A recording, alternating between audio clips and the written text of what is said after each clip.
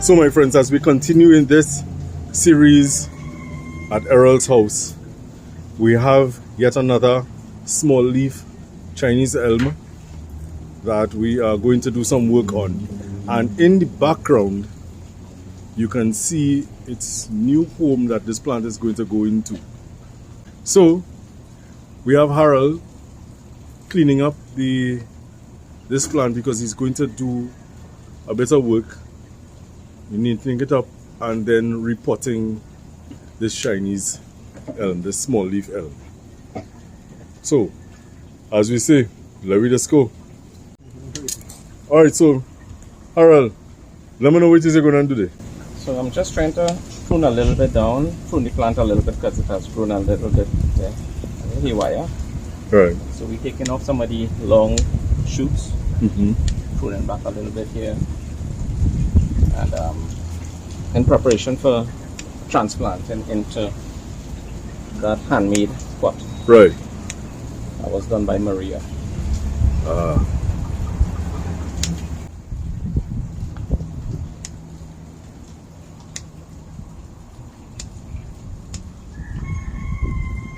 This is another old plant. Right. You can tell from the trunk here. Where is it? Where you just said? You could tell from The trunk. the trunk. So there's a way. There's a way. It broke here. Chinese elm. If you look at any elm plant, Right. you wouldn't see it. Some of them are very thick. Yeah. Right. But you would get more the thickness if you do a layer of a plant. Mhm. But this has been growing for many years actually.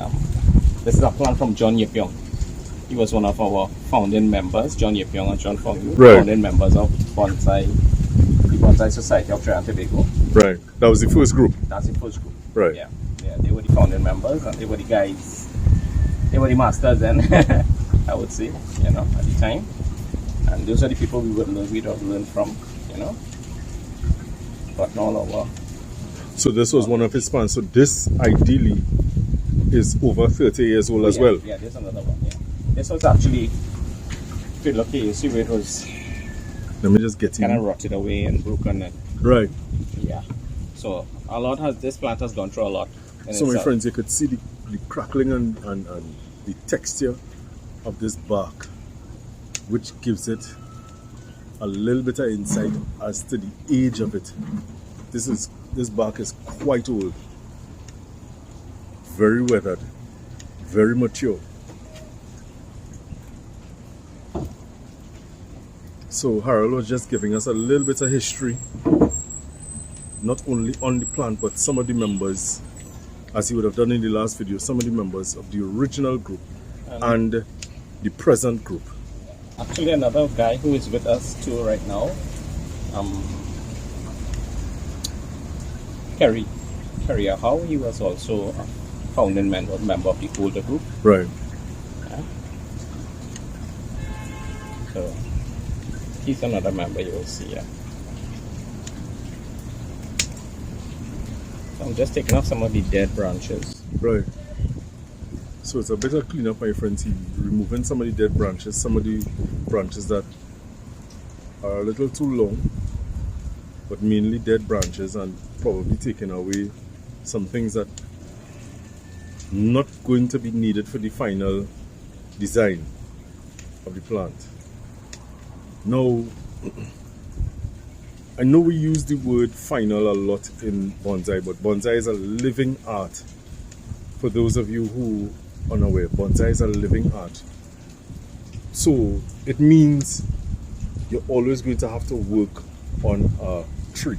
And guys, this is a misconception because people tend to approach and ask, "Well, you have any bonsai, or you have anything?"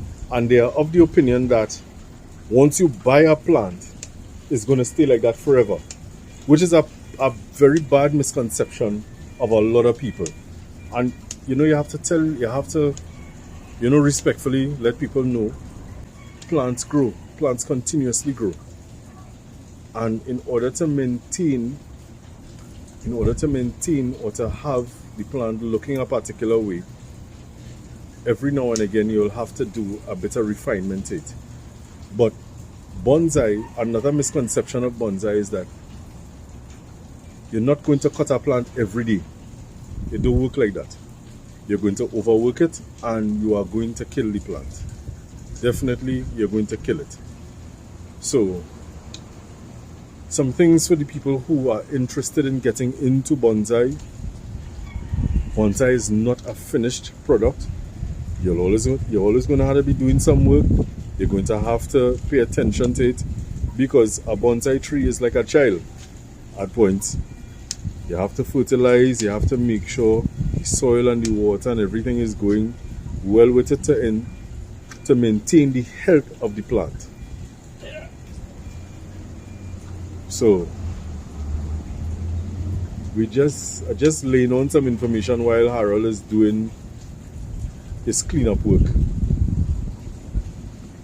So guys, let me ask, when you're repotting this, are you going to repot it in the same style it is in now, or you think you might go a little more upright or a little more cascade? It depends. I'll probably seek Tony's advice on this one. All right.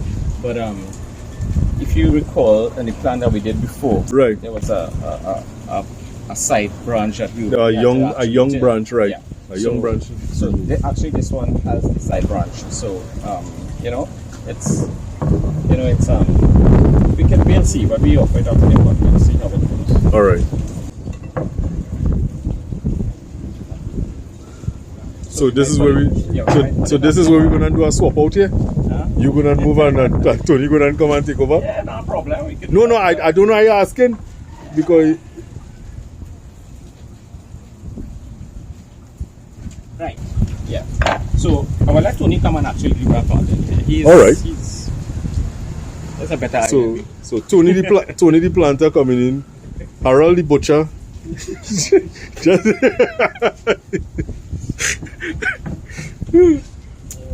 So some drainage gravel. Right, so he's putting some drainage gravel just to, give that base layer of soil and to also aid in the free flowing. You forgot guide wire. Anchor wire. So Anchor. there's just a thing, my friends. This is why you have friends, and you need to. Something that I said before. That is why we keep repeating information. So Tony was just about to put, as you saw, he started to pour the base layer of soil into the pot. But he was reminded that we need to tie down the thing with the guide wire. So remember, guys, when you're doing your work, something to take into consideration. If you're unsure, write down your steps so that you don't miss anything. That will help you quite a lot.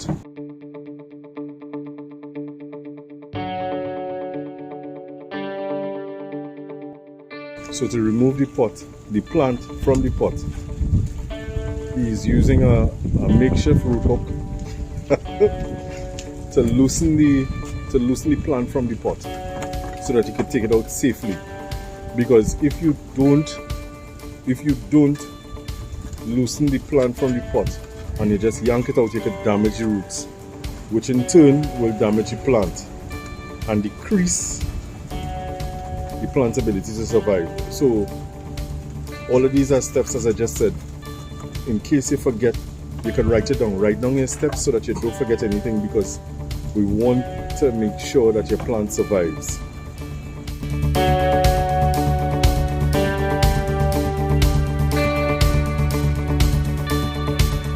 So let me come in closer.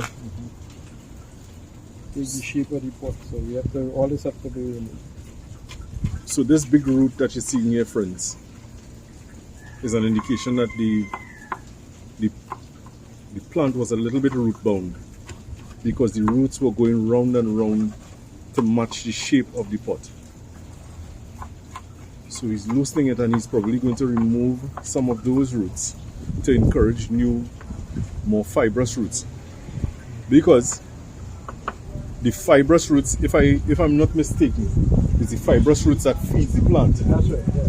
Right. Large roots is anchor. Large roots are, so, my friends, large roots, when a plant has two sets of roots.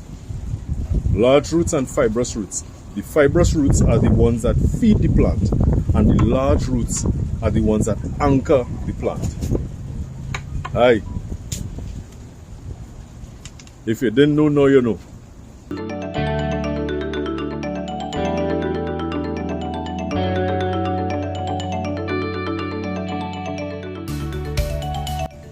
So just before you pot this up, Tony, let's just show our good friends what you would have removed from. So all this is the roots that came out. So Right. You see this has taken the shape of the pot. Yeah, And most of this are large roots, right. right? So we are now left with mostly fibrous roots here. And all where we cut are going to sprout new fibrous roots from Right. these ends into the new soil. Nice. So friends, you heard it. So they removed all the roots that were anchoring the plant into the pot and made it more pot bound so that new fibrous roots could grow from the cut points.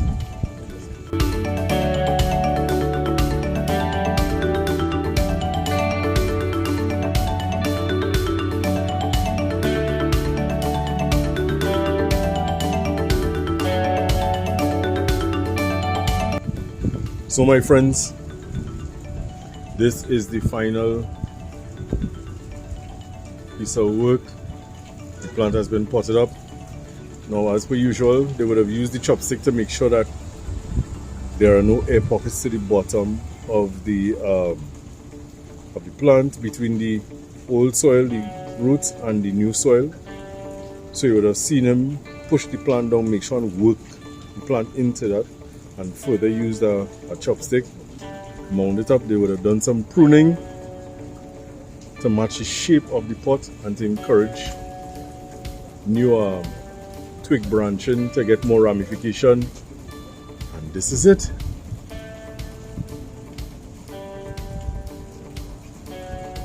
Pretty nice. Put it on the ground there, give it some water. And give it a good watering now, and that's it.